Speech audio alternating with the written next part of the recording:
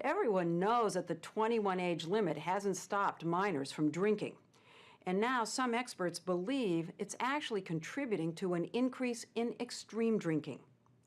This is what the former president of Middlebury College in Vermont, John McCardle, believes, and it's why he has started the movement dedicated to lowering the age back to 18.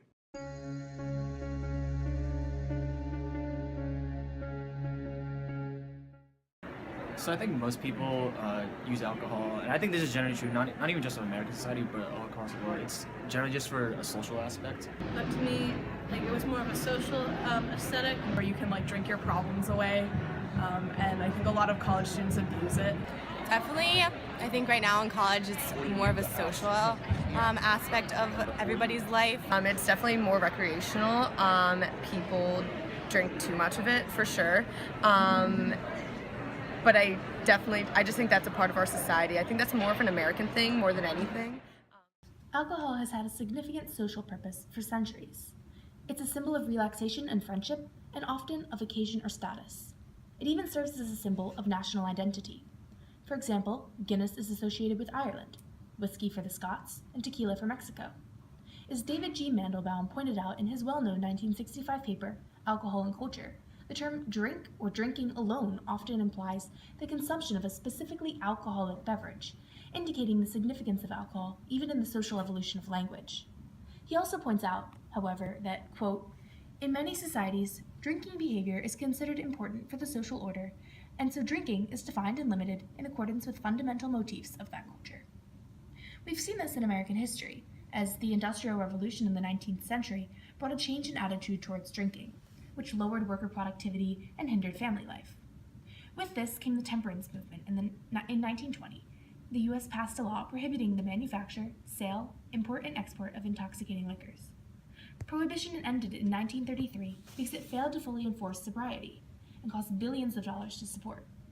But what about our current drinking age? How is it, quote, defined and limited in accordance with fundamental motifs of American culture? Or is it outdated? What do you think of the current drinking age in the United States?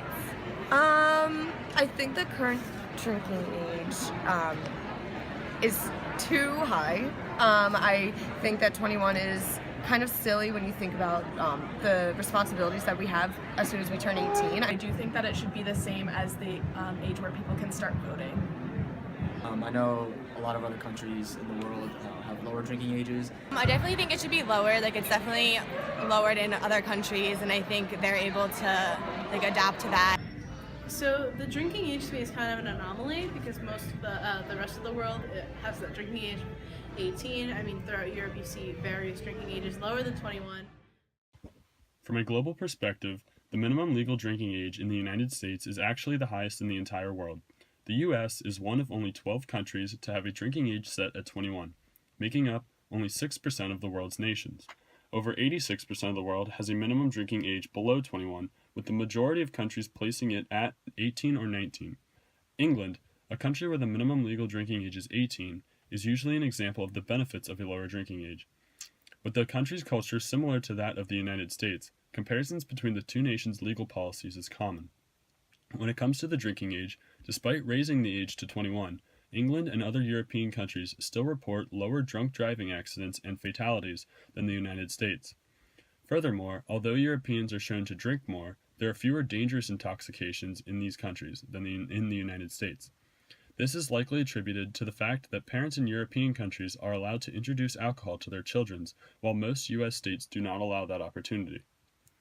A closer comparison can be found between the United States and Canada, with Canadian provinces setting their drinking ages at 18 or 19. Studies show that more Canadian teenagers 18 and up drink, but American teenagers drink more heavily.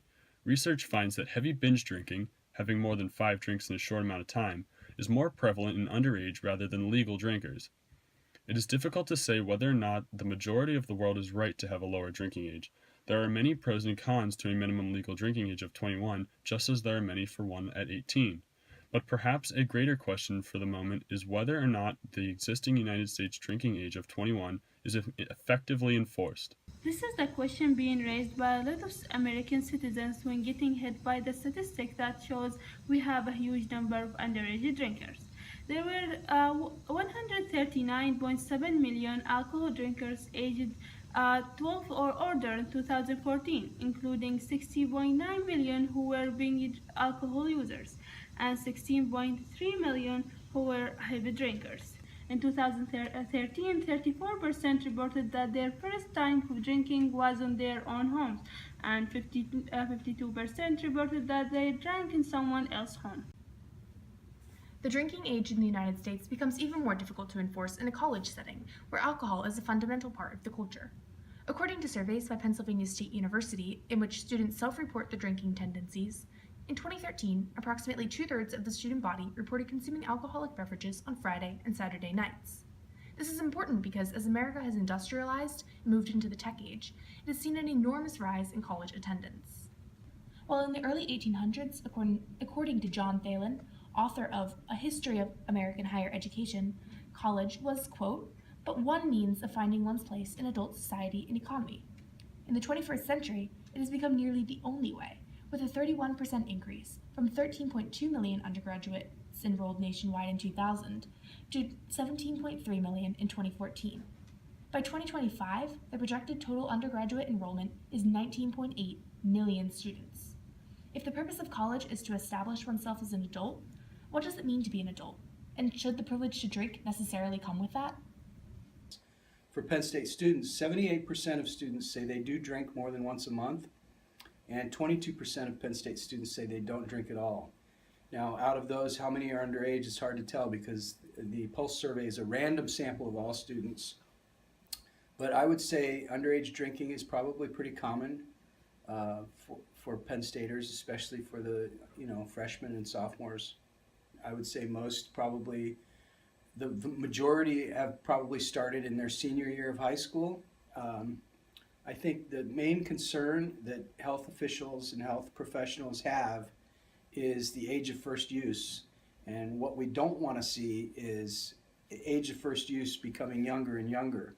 So the reason that the drinking law is 21 is because young adults' brains are not fully developed, and the younger persons start using alcohol regularly, the more at risk it puts them for developing problems. So, currently in the United States, the milestone of becoming a legal adult occurs at age 18. However, research shows that the brain is not fully matured until age 25. According to Dr. Sandra Ahmad, the prefrontal cortex, which helps inhibit impulses, and the brain's reward system, which tempts people to engage in risky activities with the perspective of earning a reward, are the parts of the brain that are still not developed between the ages of 18 and 25.